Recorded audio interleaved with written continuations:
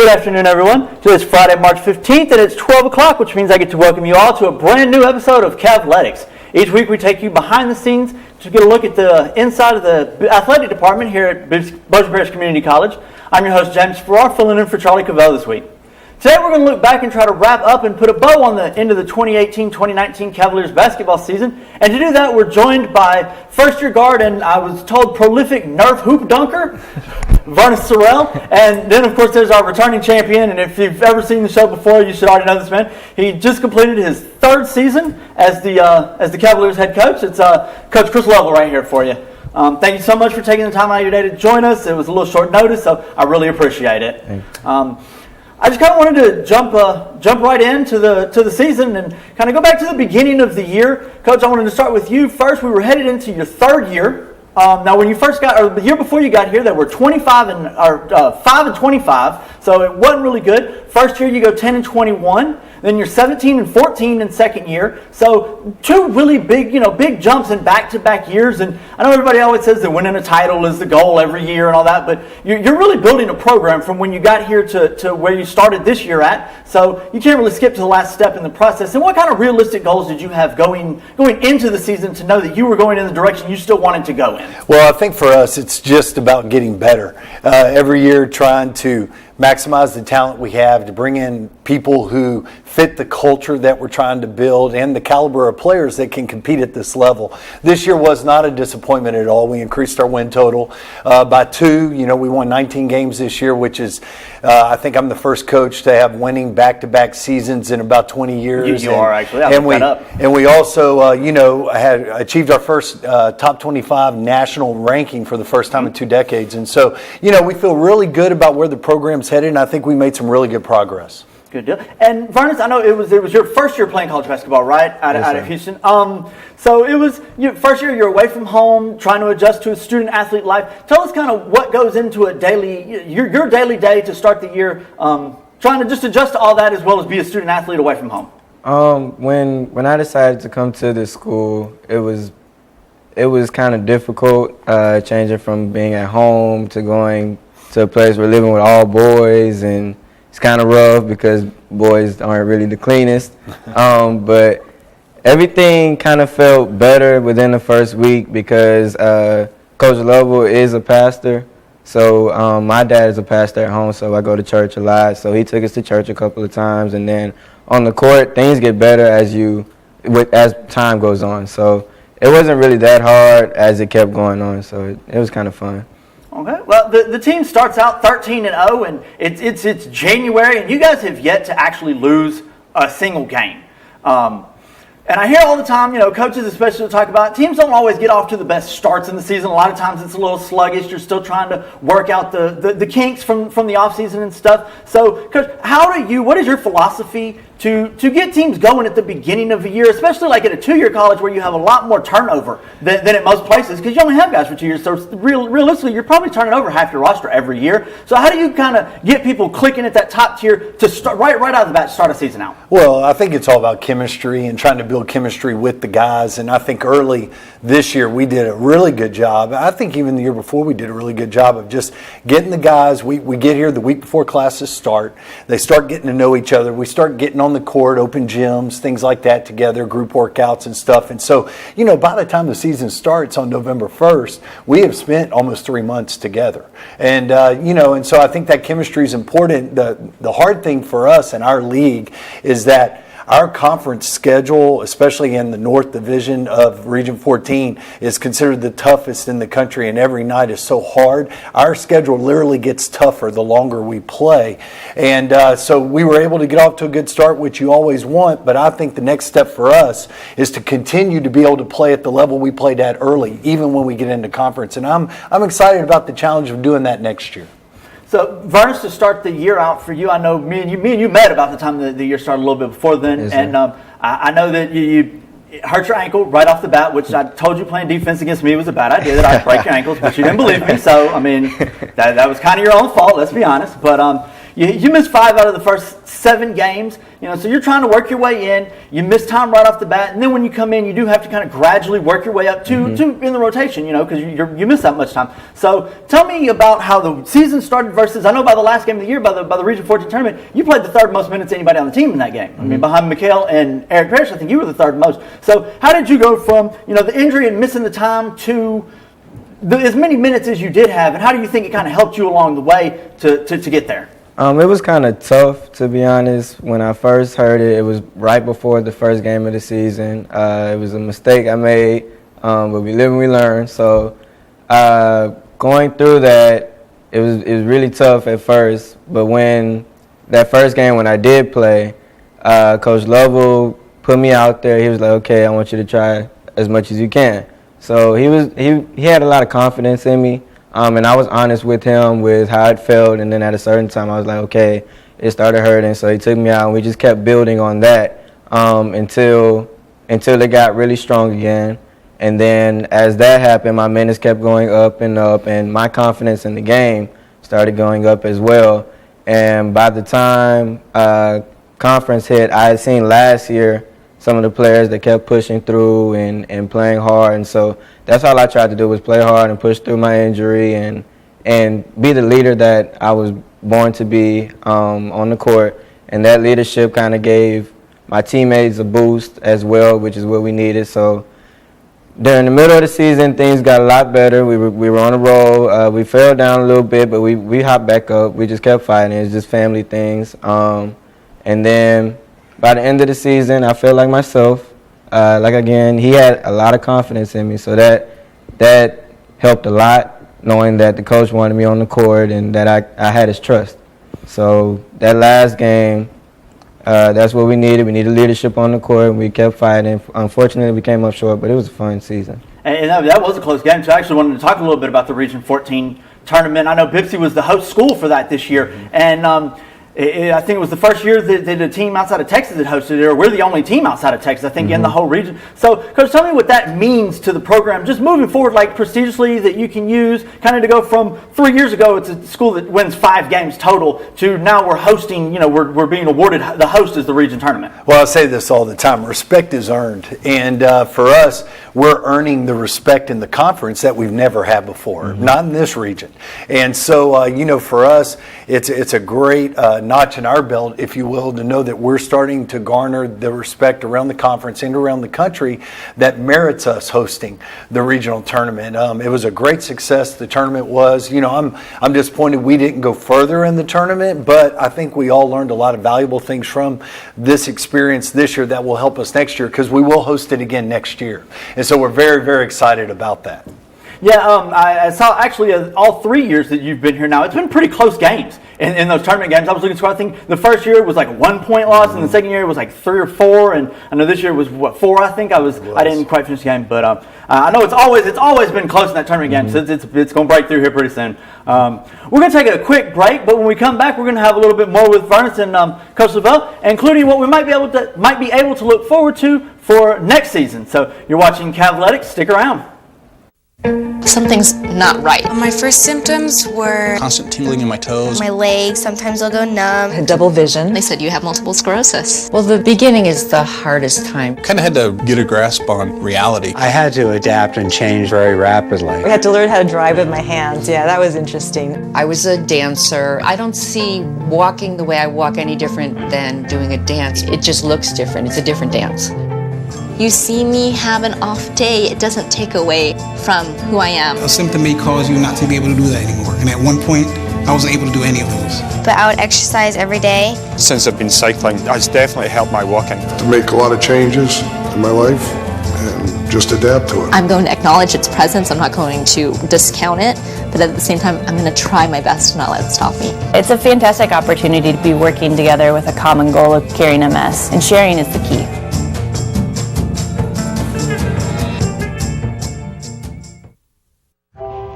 Most of my family, they never graduated high school or even let alone go to college, so I'm trying to break that barrier. My daughter Brooklyn was also a motivation for me to go back to school. It's been so amazing to be able to give our child the life that we kind of pictured us having, even though we didn't really have that. I've been in foster care my whole life. he's so strong to just be able to like leave that all behind and still be able to take care of his daughter and be a good husband. Every day after work, went straight to school, studied hard, and it paid off. This cannot be real. I could not have done it alone. We've been through so much in our life, and he never used that as an excuse, but as motivation to do better. I see the future is really bright for me. The high school diploma is just added to the confidence, and now I feel unstoppable. Find free adult education classes near you at finishyourdiploma.org. When I lost my sight, the only thing I had was reading. When you discover you have an impairment, it can change your life. So take a little time to find the resources that are going to help you restore what you've lost. Whatever your needs are, 99.9% of them can be met by the NLS program. There's all kinds of formats that you can choose from. You can choose from large print or braille or audio. Just can't recommend it enough. It's a free service. It's amazing how much you can get. It has expanded my horizon. And everybody can read the way they want to read using this program. For more information about the National Library Service for the Blind and Physically Handicapped, Library of Congress, visit loc.gov/thatallmayread or call 1-888-NLS-READ. Welcome back to Cavletics. I'm your host today, James Farrar, filling in for Charlie Covell. So I wanted to talk a little bit about the recruiting process. I know that you had said that your dad was a pastor and that you had too. And so then that kind of brought y'all together. Can you tell me a little bit about how that helped in the recruiting process and how the recruiting process works at a junior college school like this one? Well, for Bubby and my relationship, Vernus, if you will, when we met, his dad reached out to me about 2 summers ago about Vernus, and we had just been a year in, and they brought him to a thing where we had a bunch of guys come up and work out, and so he worked out for me, and that kind of connected us. But we also had a connection as far as interest goes, and for us, when you rebuild a program, you're always looking for guys not only that can play, but they're high character guys. Mm-hmm. Now you can have some guys that maybe aren't as high character, but you better have some guys that balance them out. And so we're all a family, and everybody's got their strengths and weaknesses. But Vernus is not only a good basketball player, but he's a better person. And so that connected us right off the bat with his dad's background and my background being very, very similar. And so that's been good. But the recruiting process at a JUCO, basically we'll probably only bring back 2 or 3 guys off our roster next year. And so, I just got back in town from Knoxville where I worked out a kid. We'll have recruits on campus this weekend. We're hosting the Louisiana State All-Star Game for all the high school boys here in the state tomorrow. So, the recruiting process is basically, waiting on Division I transfers that we go and work out, see if they're a good fit, talent-wise, character-wise, but it's also bringing back the right people, and it's also finding JUCO transfers and a couple high school kids here or there to fill a roster. And it's a long process, and we literally don't fill the roster typically till about July. Okay, and I know that Eric Parrish, that was on the team this year, is going to Nevada next season. So how does that really help a lot when you have guys that come in and are successful and can go on to a Division I school like that? Oh yeah, last year, Mo Muhammad, he plays at Louisiana Tech, and the year before we sent, Jerry Perry to Texas Southern. We sent Sonny Johnson to Grambling State. So every kid we send Division I helps us get the next kids that'll be Division I. And on this roster that we currently have, not only is Eric Parrish going to Nevada, but Uriel Anades signed with the Louisiana Monroe in the Sun Belt Conference. We've got 3 other guys that'll probably sign Division I scholarships here before the the late signing period in April 17th. And so, we're very excited about that. But no, it helps us. Every time we send a kid Division I, it helps us get the next 4 or 5 guys that will go Division I from the next roster. And, our goal is to continue to increase that number. Okay. So let's go back to the season. We started 13-0. It's January. We haven't lost a game yet, but then we do kind of hit a little bit of a rough patch in there. I think we went 6-12 down the stretch, 7 out of the last 8. Now, was that just tough conference play? Were there some injuries in there? What would we kind of equate the reasoning for that being, and what can we learn from that to move forward to avoid it for next year? Well, I think it's a couple things. One, it is tough conference play. Every night, if you don't bring your A game, you're going to get beat. The second thing, it's a depth issue. And we don't have as many scholarships as the other schools in our region. And so, we literally played 7 guys for the most part all year, where, Vernus will tell you the other teams were running in 10, 11 guys. Well, the problem with playing 7 guys is if 3 guys don't show up and play well on any given night, you're not winning. You got to have 5 to 6 guys playing well every night to win in our league. When everybody else is playing 10, 11 guys, if 3 guys don't show up, they can find some other guys to fill the gaps. We weren't in that situation this year. And so, the goal for me as the head coach is to get deeper on the bench this year.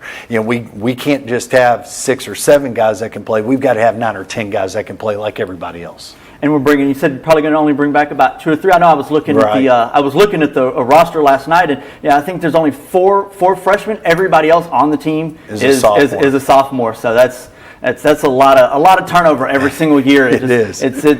I guess that makes it a lot more impressive that you've been able to get the wins that you've been able to get. You sit around as a coach and you think about, man, if I had these guys for 4 years, what could we be in 2 years from now? If we had the same guys we had year 1 when I was here, to add all the other pieces we've added. And, so, it is a challenge, but I think it's fun because every year you're kind of retooling and the team kind of looks a little different. As a coach, you kind of adjust to that. But every year we've been able to get better. And I think that's the key. And I don't have any reason to think we won't be better next year. Okay. Vernus, let me talk to you a little bit about when you leave Bibsy. You've got 1 more year of eligibility left, and I know you have some Division I, some hopes too. I know you want to go back to Houston and play for the Cougars. Talk to me a little bit about that and how you feel like this is going to really help your game, develop towards that. Well, I have 1 more year to play here at Bibsy, so if I decide to come back, I think that will help me a lot, knowing the system, knowing the coaches, and then knowing how it is to play. My freshman year, I redshirted, so I got to watch. This year, I got to actually play. So I feel like I've learned a lot, and I'll know a lot, especially with my leadership going into next year if I decide to come back here. But I do hope that one day I will be able to play for U of H at home. But I think if I do come back here, it'll help a lot with going to another school, whether it's U of H or another Division I school to play at, or even Division II. We've talked a couple times about Division II schools as well. It's not bad. It's just a chance to play at a higher level. So that's why we all come to junior colleges. We come to play at that next level, and I believe Coach Lovell can help me get to the next level. So I really look forward to next year. I don't really know yet which one I'll decide to do, but I know I'll have fun going into it, that I've learned a lot. So. Okay. Coach, next I wanted to ask you a little bit about the off season. I know the season just ended, and I'm sure you take a little, a second to regroup and recharge the batteries a little bit. But a lot of people think, well, it's only a 4-month season or it's only a 5-month season. It's like substitute teaching. What do they do the rest of the time? But at this level, really at any level, out of Pee Wee, it seems like it really is a year-round job. I mean, it's all year round. So go through a little bit about what you do between the end of one season and the time you're ready to tip off the next season. Well, yeah, I mean, for us, as soon as the season's over, you've got about 24 hours to kind of catch your breath, get over the disappointment. Basketball is such a humbling sport. You can be on top of the world 1 second and it can end abruptly the next. And, that's kind of what we experienced this year. But you get a second to catch your breath. But I was gone for 48 hours up above Knoxville recruiting kids. And we got a hit on a kid up there. So I went up there and worked him out. We're back this weekend with recruits coming in. So it never stops. We recruit all summer long till the end of July. The guys show up the first week of August. School starts the second week of August. And then the season starts, basically with scrimmages the 1st of October, and then our season kicks off with the first game November 1st, and it just cycles around. Now what I'll do is I'll take some time to I'm going to get out of the country here for a couple weeks, detox, do some mission work, try to get my mind right, kind of recharge my batteries. I'll take a little bit of a break while my assistants hold it down, but then when I get back from there, I'll be traveling and speaking and meeting kids all over the country, and that's what we're excited to do as we get ready to build this program and take the next steps next year. Okay. You mentioned earlier y'all were 19-12 this year, so again a third straight improvement, a second straight winning season. Right. So if we go back to kind of what we talked about at the beginning with the goals, the realistic goals that we set to show that we were moving the program forward. Based on the outcome, knowing the goals, how do we feel like we did? I know we didn't go as far as we wanted. Sure. But would it be considered a successful season knowing that we did get better? Yeah, we had about 6 goals this year and we achieved 3 of them, Mm-hmm. And I think anytime you can achieve goals, it helps you push forward. One of our goals was to, win all of our non-conference games, which we did. We were undefeated non-conference against Division I JUCOs, Division II JUCOs, and some prep schools. The other goal we had was to achieve a national ranking. We were able to do that the second week of January. The third goal we had was to be one of the top defensive teams in the country, and we were the 6th best 3-point percentage defense in the country this year. I mean, we really did a good job rebounding the ball, and so those 3 goals we met. Another one of our goals was to win 20 games, and we were 1 game short. It's like, golly, we're so close, but we'll get that next year. I feel confident of that. And then the other thing was to win the conference tournament, and we were unable to do that this year. But I feel like knowing what we know now, we'll have a better chance now. That actually led me right into my last question here. I was going to say, don't know what the roster is going to completely look like next year yet. We're still working on that. But we'll assume for a second, the way you've got it pictured in your mind is what it's going to look like. Knowing that, and you kind of just answered a little bit, but knowing that the roster is going to be what you think it's going to be, is we're assuming. What are our goals next year? Kind of looking forward to 20 games, maybe a conference win. What should we look forward to next year that we think we can really hit?